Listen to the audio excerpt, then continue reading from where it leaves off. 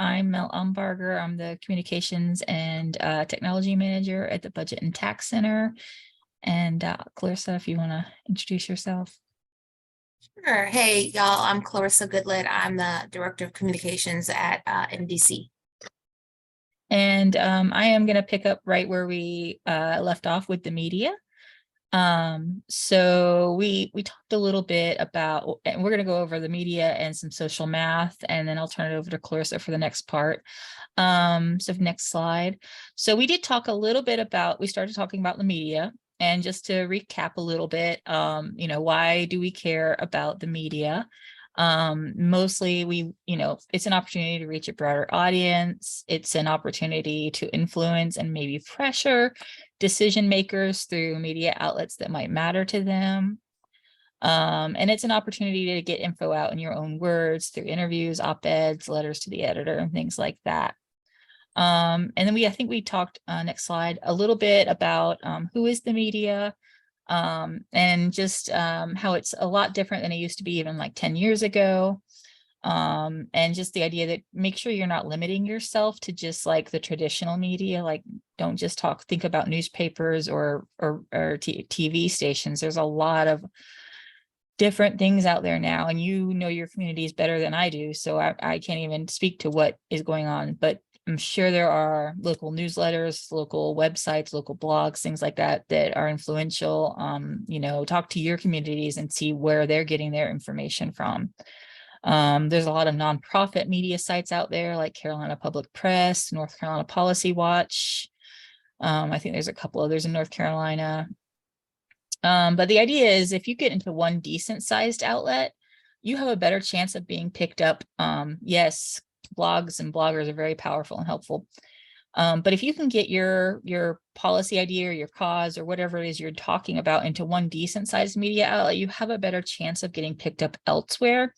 Because one secret of the business is that a lot of journalists look to other media outlets for ideas about what they're going to write about. We had, when I was working at the Justice Center and with Policy Watch, we had several stories that we got into Policy Watch, and then the newspapers and other bigger media outlets in Charlotte and Raleigh and everything picked them up because they were in Policy Watch first. So we know a lot of journalists look to other outlets to see what the stories are, because they don't have a lot of time. There's not a lot of people out there right now doing this kind of work, and so they're using a lot of shortcuts. And so again, just looking to where is your audience at? Can you figure out which outlets they're reading and everything? And if you don't have the audience already with like your social media accounts or whatever, find the local bloggers with the influence and things like that, and get on their podcast or their live stream or whatever they're doing, because that's going to be easier to get to a lot of people than trying to build it from scratch for your organization or your group or whatever. So and so then next slide, a little bit about how to build relationships with the media. Honestly, just overall, remember that they're people just like you and I, and they respond to a lot of the same kind of things that we do. So look at, when you're trying to figure out who to go to, start looking before you need the media's help, right? Look for the people who are writing the stories that have stuff in common with your cause, and see who put them together, because journalists have their own interests, and they are going to gravitate to what they're interested in. I know who the data nerds are in a lot of the media outlets, and so when we have a new set of data or something that we're releasing, I'm going to send it to them first and say, hey, did you see we have this new set of data you can dig into?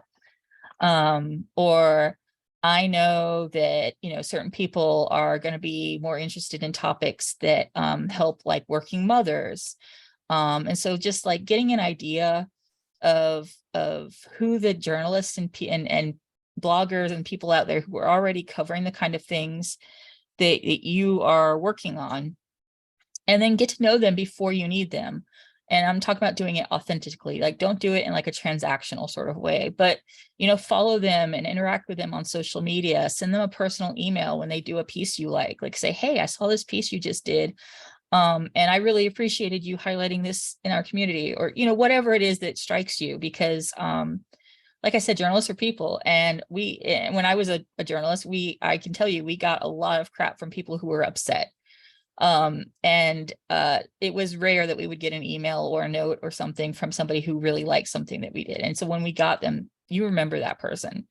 And so, you know, try to get to know them on a personal level, as much as you can before you meet them, right? And then I'd say one of the biggest things that can get you really far with a journalist or somebody else that you're trying to work with, just you're 90% of the way there if you're accurate, if you're on time, and you're responsive. So if you tell somebody that if the journalist says, I'm on a deadline, I need this by tomorrow, get it to them as soon as possible.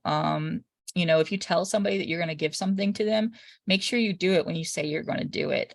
Because there's so many times when people don't understand the deadlines and the nature of the business that, you know, if you can do that, you're 90% of the way there.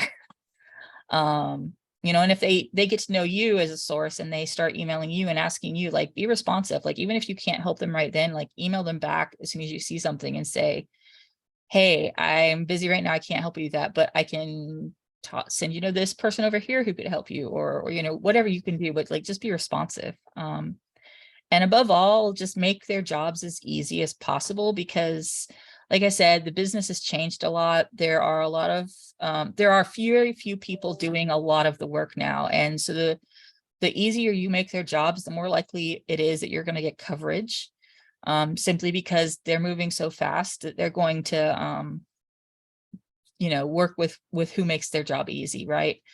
So provide all of the information they need. If you've seen a press release, make sure that it has all the facts, that it has the photo ops listed, you know, if you've got photos already, that you have links to a Google Drive with them in it, right? Make it as easy as possible for them to have all the information they need. Because I can tell you personally, when I was putting together things like calendar listings at the paper, for example, you know, the bands who got into the calendar listings were the ones who already had high-res photos on their websites that I could download right then, and I didn't have to bother anybody to find or wait for somebody to send them to me. So like, the easier that the more you can do that, the easier it's going to be. I see Andy has your hand raised. You want to go ahead and ask a question? Yeah, Mel, if you don't mind me slipping in here, Sure. Jackie was pointing out in the chat that she had an article recently placed in the Fayetteville Observer, and they have a good relationship. Facilitating here for half a second, but Jackie, do you want to share a little bit, you know, reflecting on what Mel is talking about here, like how have you built up those relationships in Fayetteville with the media landscape you've got? Well, we've done things in the past, and our reputation here in this small town, the small town of Fayetteville, we do reach out to those that show an interest. As a matter of fact, I put that in there to confirm what was being said, because they do tell each other, they do talk amongst themselves, and they find out those human interest stories. And so we do have some that are kind of like following us, keeping an eye on us. We do believe in that checks and balances, and we do want to make sure that the information they are printing is accurate. So I put that in there because that just confirms what we're talking about. Yeah, but we do have a good, everybody's going to be knowing about this money now. Yeah, that's great news, Jackie. Thank you. Yes. So I just, that would have been like my amen in church to confirm what you're saying. We're doing what you're saying, and it's working. Yeah, I'm glad to hear that. Working, yes. Yeah, and if others have other examples they'd like to share in the chat too, please go ahead. And to Jackie's point, like, you know, they talk amongst themselves. Yeah, so like, make sure you're sharing tips and things like that, even when it doesn't necessarily benefit exactly what you're doing. If there's something that another group is doing or whatever, and they think it'd be a good story, like share it with them, and maybe talk with other groups who can do the same thing for you. Because sometimes like everybody's going to have different relationships, right? And they can get, different information to different people. So yeah, I mean, basically at the end of the day, like be responsive, be on time, be accurate, and try to make it as a human interaction as possible. So next slide. And then there's just a few things that I think we briefly touched on this last time, but for getting noticed in the media, there's a few ways of doing it. You can send out a press release. Usually that's going to be about new information, new facts, or milestone accomplishments. But before you send a press release, like you need to ask yourself overall, like, so what? If no one outside of your group would care, it's probably not a press release. But if there's anything that you can especially tie what you're doing to, a current event or something that's happened, or anything like that, that's something new, that's a great thing for a press release. Like, hey, the city council decided to spend, 20 million in ARPA funds on X thing. Like, would you like to talk to us for more context, sort of a thing? That's a good press release. A media advisory, that's more for like letting them know about an upcoming event or press conference. Maybe, Dr. Hooker would like to send out a media advisory that, we're going to have this leadership thing starting and 10 people have signed up or whatever. And let us know if you'd be interested in doing a story on it. We can put you in touch with like maybe one of the people who are attending or working through this leadership thing. Editorial board meetings, that's something that's a little bit harder to do nowadays because again, there's not a lot of folks still doing that, but that would be something where you ask them to come in, ask to meet with them, the folks on the editorial board, and discuss issues with them in the hopes that they write about it. Let them know why this affects your community, all that things like that. And that might be something where you want to work with a couple of different groups or advocates on the ground, so you can all use that time together to push a common theme or something like that. Op-eds, that's a opinion editorial pieces. Those are usually longer form opinion pieces that are written by you, by a community member, by somebody who has relevant experience with the issue. It's usually under 750 words, but it can be a little bit longer depending on the newspaper or radio station or whoever's gonna put it on their website. And a lot of places are often looking for things. So if you have an idea for one, you can pitch it. Like, we just submitted one today talking about, the lack of school funding for raises for teachers and how it's related to corporate income tax cuts. It's something that we push on all the time. We asked if they wanted to run something on it, and they were like, yeah, we knew that this was a paper that was interested in that sort of thing, especially the education angle. So but it's great if you find people in the community who are willing to write something too, that aren't just from like maybe your organization or your group, because having a lot of different voices lift that kind of stuff up is really good. And then letters to the editor, that's usually the ones you see that are real short. They're under 200 words. They can be on a specific subject. They can be from anyone. And we often ask, like, I say often, we sometimes ask like our whole audience if they'd be willing to write to their paper about a specific issue, sharing like their story or whatever, or why they feel like corporate income tax cuts are not a good thing. And that's something where you can organize. Yes, yeah, Jackie's comment in the chat that the public does look to groups like this for truth and accountability, and they trust the information.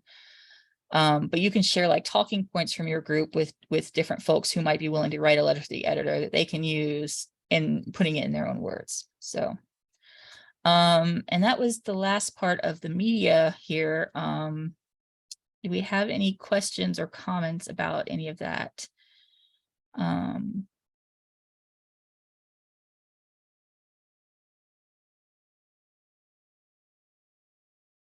Jackie. Oh, I'm sorry, I was eating. I'm so sorry, I had my lunch. I do have a question. When you're talking about testimonial letters, letters to the editor, and when we get other folks' opinions, is it good or is it ethical to kind of edit them for corrections, grammatical? Because I'm a writer, Mhm. and as a freelance writer, I'm a stickler for spelling and all of that other little stuff. Mhm. Those idiosyncrasies. Is it ethical for me to take Jane Doe's letter and edit it before presenting it to the newspaper, or do we want to keep that authenticity of her letter to the editor? Yeah, that's a great question. And I think it depends. Like with letters to the editor, it's usually being submitted by that person on their own behalf. And I would, and in that case, I would say let them submit what they want to write, right? Let them have their voice. Okay. Because the paper is going to edit it for any like grammatical things or anything like that, but they're not going to edit it for voice. And that's Right. really you want their voice to come through in the letters to the editor. For op-eds, that's one where you just maybe need to have the conversation with the person. You can ask somebody to submit it on their own behalf. But you can also offer to help with the writing or if they want to write it first and have you take a look at it. I'd encourage, like, you can edit it for grammar and things like that, and maybe even for facts, to make sure, like, if they say something about like data or something like that, you want to have the right facts in it. But at the end of the day, you really want to leave their voice alone, because that's why you want different messengers, because people are going to have different voices, and Correct. you want to be able to, you want it to be authentic still at the end of the day. Thank you. But we've also done things where people have asked us to sort of like write a first draft and then they make it their own. So it's really just the conversation. You just need to have that conversation with your group, with the person involved, and things like that, and what works for each of you. So thank you, yeah. Trevor. Yes, that does help me out, because I'm the teacher in me, and the writer in me will quickly say, wait a minute, right, this is not spelled correctly. Oh yeah. Yes. Yeah. Yeah. No, trust me. I spent many years as a Editor. copy editor, and I was a copywriter. So I get it. And it's hard sometimes, but you do want to leave the voice alone. Yes, I've learned. yes, thank you. And thank you, Trevor, for your comment. Do anybody else have any questions or anything before we move on to social math?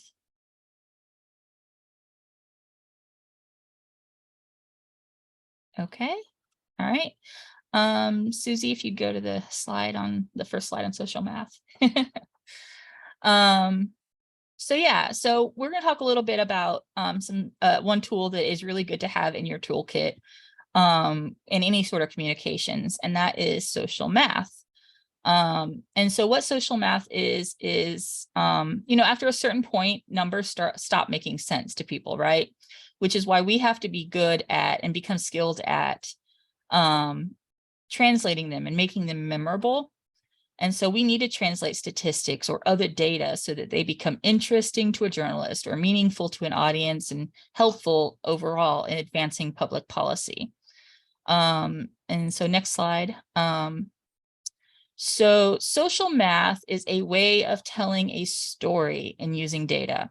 It makes statistical and numerical data more approachable to your audiences by putting them in a context that means something to your audience.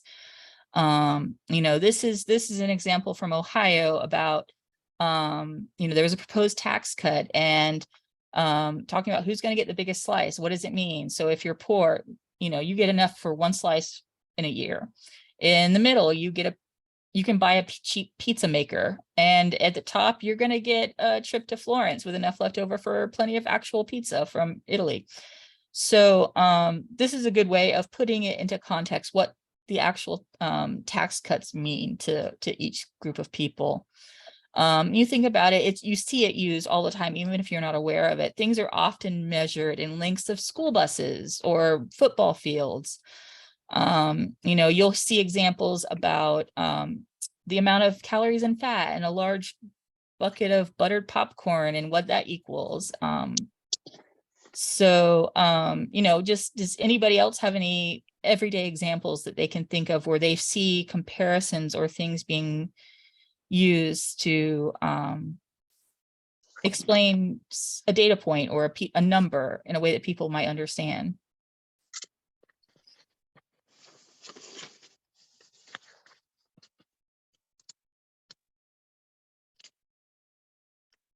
And that's okay if you don't, because hopefully by the end of this presentation, you're going to get a lot better at it. You see a lot of things, especially in nonprofits, where like this program would cost less than the cost of a cup of coffee a day, or something like that. So those are just, it's just making it memorable for your audience. So next slide. Well, question. Would leveraging, when you focus on how much this particular program has leverage in terms of support, would that do it? Am I thinking? Yeah, I mean, that could be it. So you're talking about something like this. So maybe you have a program where you're like, with the amount of money that we've raised, like down payment assistance for a person that's buying a house, for instance. Yeah. So like we've been able to help the amount we've raised will help 5 people buy their first house or something like that. I mean, yes, there are lots of different ways that you could do something like that. Is that helpful? Yes. Okay. So the first questions that you need to ask yourself is, when you're thinking about social math, is like, how are you going to describe or quantify the problem? So first of all, it's like, what is the number or data point that you're going to pull that's going to help talk about this issue? So maybe it's about, the number of teachers that we haven't been able to hire this year, right? Because of, the state budget, that the lawmakers put together. And so then when you've decided what numbers are going to be most likely to be effective, you make them count by presenting them creatively and coming up with a social math that then you can either incorporate into something like an infographic. The other thing is that you really want to stick to a couple of pieces of data when you're trying to communicate something. And knowing what advocacy point that you're trying to make will help you decide what sort of social math to create. It's also going to help you resist the temptation to drown reporters and readers in statistics or graphics. You don't want to overwhelm people with a lot of different things. You can't really be comprehensive and strategic at the same time. You have to decide, am I putting together a report with a lot of different data and things like that? Or am I doing something strategic where I want to get them to remember one thing that that's going to be important in getting them on my side in this cause? Next slide. There are 5 really good, quick ways to do it. And we're going to go over each of these more in depth. These are 5 ways that you can keep in your back pocket that are kind of quick ways to think about using social math. And then we're going to be doing an activity that's going to let you practice some of this. So there are 5 quick ways. You can break the number down by time, break it down by place, personalize or localize your numbers, compare it to familiar things, or provide an ironic comparison. And like I said, we're going to go over each of these in more depth. So the first one, next slide, breaking the number down by time. So if you know what the amount is over the course of a year, what does that look like per day, per hour, per minute? If you know that, for this example, what we did is we were talking about the wage gap and what it costs folks. And so we compared different groups and what they make on average and earn in an hour, in a year, in 10 years. And then we gave that a comparison that made sense. So, in 10 years, Black people earn $67,000 less than whites. and that's a house every 10 years. And so that's a really striking sort of way to break it down, that maybe that is more memorable than just saying, oh, well, they earn on average X amount less per hour. So so looking at it over time and breaking it down into smaller pieces or into things that are really striking. So yeah, another way to do it, you don't have to have a next slide. You don't have to have a fancy graphic to do it. You can put it in a sentence for a tweet or for your elevator speech. So if you happen to run into that lawmaker in the hallway one day, you've got this fact memorized in a very compelling way. So we put this out on Mother's Day weekend and got a lot of traction. Where all we said was a single parent with one child would need to work 121 hours in a week at minimum wage to cover the cost of basic necessities in North Carolina. That's amazing, because who has 121 hours in a week to work at minimum wage? I mean, I don't even think you sleep at that point. So that's a fact that you can memorize, that you can share with people, that you could put in a graphic, that you could do a lot of things with. And so breaking it down over time, like seeing what makes sense. And that's something that, you know, is really compelling and gets a lot of attention. So does breaking it down by time make sense to everybody? Do anybody have any questions before I move on to the second one?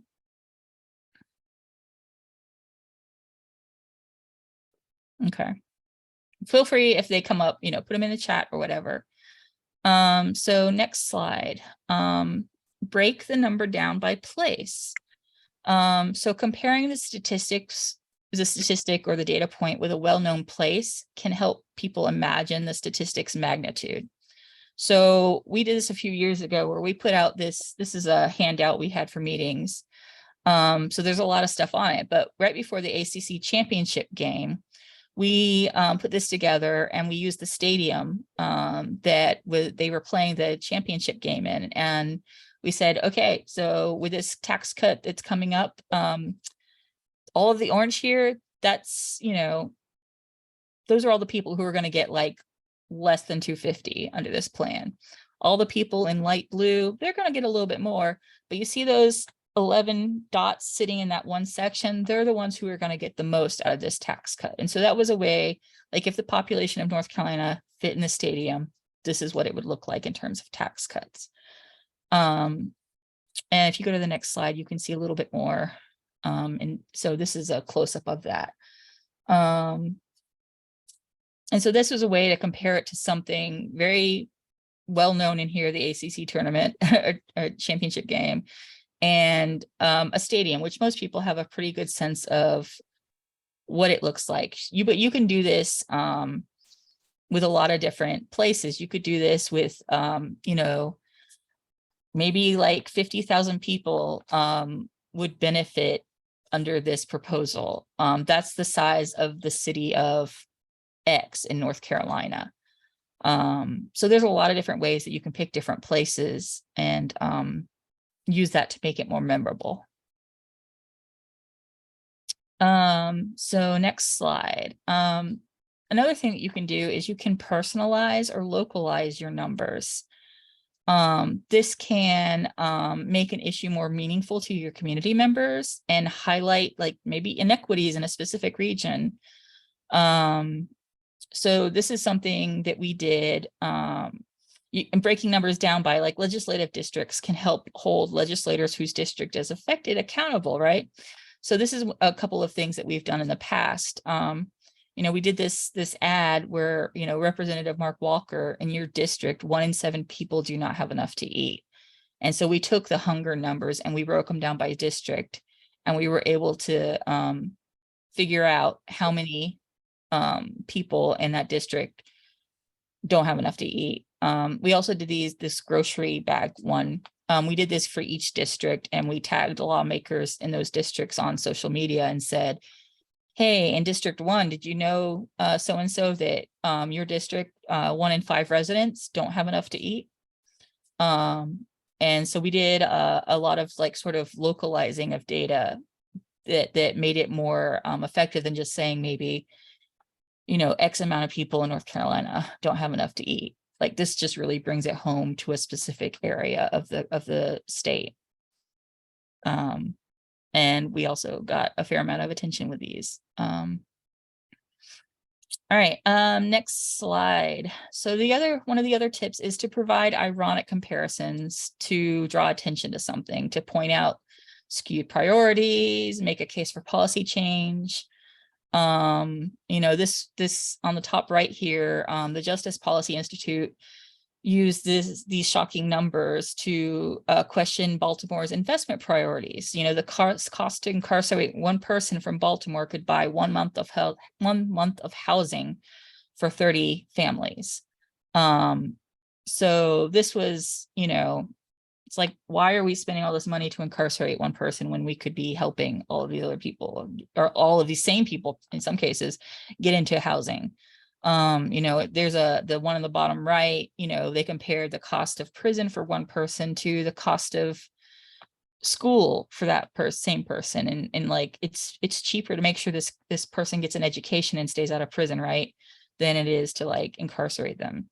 You know, and we did this one on the left here where we talked about, we compared the amount that CEOs make in 2 days, and how it's more than the average employee makes in a whole year. And, you know, that's just ridiculous. So, you know, there's a lot of different ways that you can provide comparisons, in ways that point out like better ways of doing things, right? Why are we doing it this way when we could be doing this way, and putting this money to better use, or something like that. So I just wanted to talk a little bit about targeting your message. So once you have some good content and have thought about the social math, how you're thinking about targeting your message to particular audiences. And last time we talked about, you know, deciding who those audiences might be and how we kind of segment those folks. So I just wanted to kind of give you all a kind of general framework for putting together a targeted message. So there are, you know, kind of four key elements to that. So you want to be thinking about, and well, just kind of generally the way I think about this is like, when you're starting with your message, you want to put together kind of a base foundational message. And then as you're targeting, you can, you know, emphasize certain elements or remove certain elements or add certain elements to target to certain audiences. So with your message, you want to make sure that you are pulling the kind of main and critical points that you want your audience to know, and specifically what you want your audience to remember. I think that part is something that we can kind of tend to forget and trying to like squeeze in all of the points. And I think especially with advocacy work, everything feels necessary and critical, and lots of things are necessary and critical, but not everything. And you really want to hone in on what you want your audience to remember, what they need to take away. And oftentimes that's a lot simpler and more concise than we might imagine that it is. And so basically you want to think about what do they need to hear in order to either advance the goal or to take action. And ideally you want your audience to be on the same page and you know, speaking with a unified voice, if you will. That doesn't mean they have to sound exactly alike. As Jackie pointed out, you know, we want people to be able to keep their authenticity, but the messaging, the kind of critical points, those things can be the same. As like I mentioned again, you want to use this kind of framework to, you know, add, edit, or delete to target your audience. And I want you all to think about when you're trying to craft a compelling message. It's not easy, but this is the opportunity where you can be fun and creative. I know sometimes writing and thinking about these things can seem like a chore, but these are times when you can think about how to be creative. I think especially with incorporating like social math and how you want to convey that message is an opportunity to do that. So 4 key elements: the opportunity, what's the problem, what's the issue, the solution is, what do you think will solve the problem? Next, your role. So in your organization, like, what are you prepared to do? What is the organization prepared to do? What can your audience do? And then also convey if you already made steps towards that solution, to talk about that as well. And then finally, a call to action. So what do you need folks to do? Like, what is it that you're asking them to do, and be specific about that. If it's making a phone call to representatives, if it is, writing an op-ed, writing letters to the editor, coming to an event, whatever the thing is, be specific about that. And I'm ready for the next slide. So I want to talk a little bit about what does a good message have. So I think the main thing is your points, your message should speak to the head and speak to the heart. So you want to have, data and facts that are supporting your message. And then you also want to have the pieces that are speaking to people's emotions and values. Storytelling that inspires and motivates folks. Those are the things that people, that's the part, the remember part. The kind of social math and kind of crafting that in a way, the data and the facts in a way that people will remember is helpful, but our brains work in stories. So having kind of stories and anecdotes is helpful. You want stories to be concise, again, and memorable. I also wanted to point out, when we're doing storytelling, you want to, if it's not your personal story, you want to get permission to use that. We want to be ethical when we're sharing other folks' stories, and you don't want to exploit the subject or, exploit any kind of trauma that they have or are, currently experiencing. Also keep in mind who's delivering the message. Is it your, executive director, community leader, some member of your audience? Back to, Jackie's good question. You want folks to be authentic, but you also want them to be on message. And let's see, next slide.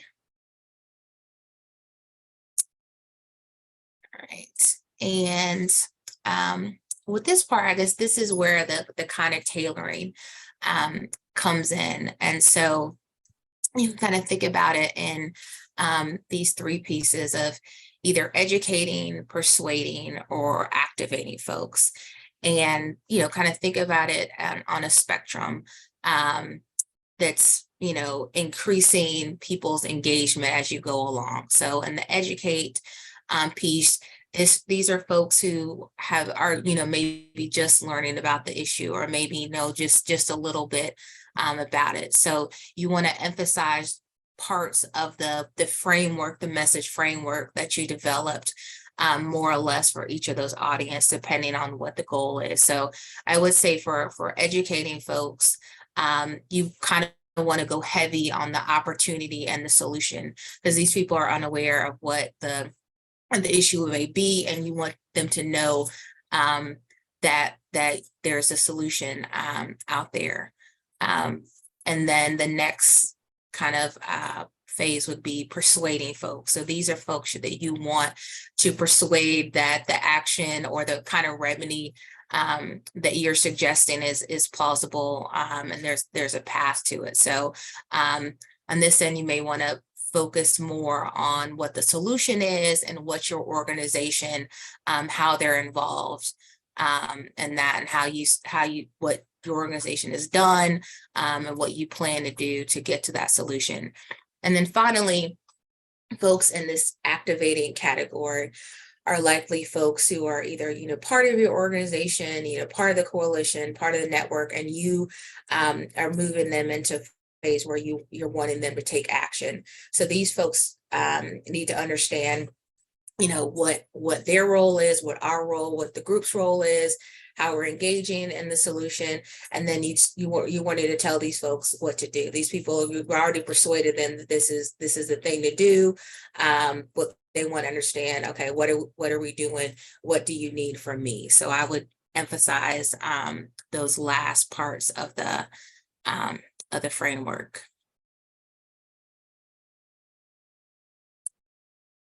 All right, y'all, and then the last slide, please.